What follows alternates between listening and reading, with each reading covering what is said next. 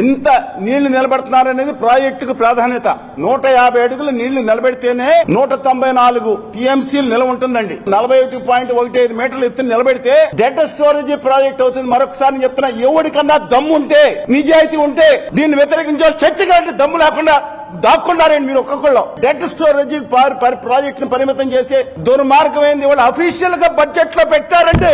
ఎప్పుడు ఇంతవరకు పెట్టలేదు. సిగ్గు లేదా మీకు? కళ్యాణ్ గారు, బాబు గారు మాట్లాడారు ఇంతకుముందు. సిగ్గు శరం కారం రాసుకోండి ఎంపీలారు అన్నారు. నేను మాట్లాడింది కదా, ఆయన మాట్లాడారు. ఇప్పుడు నేను అడుగుతాను, సిగ్గు శరం కారం ఉప్పు ఉందని ఆయన యాడ్ చేస్తున్నా. కళ్యాణ్ బాబు గారు మాట్లాడిన దానికి ఈ ఎంపీలు ఏం చేస్తున్నారండి? వచ్చి చిరతల భజన చేస్తున్నారా? జాతి క్షమించాలి మిమ్మల్ని.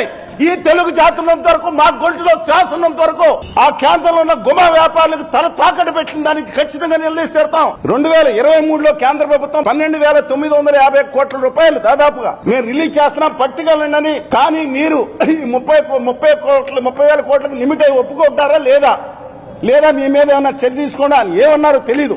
అలాగే జగన్మోహన్ రెడ్డి గారు కూడా ఒప్పుకోలేదు. లేదా 12,950 కోట్ల రూపాయలు అదే రోజు గంటలో వచ్చి ఉండేది.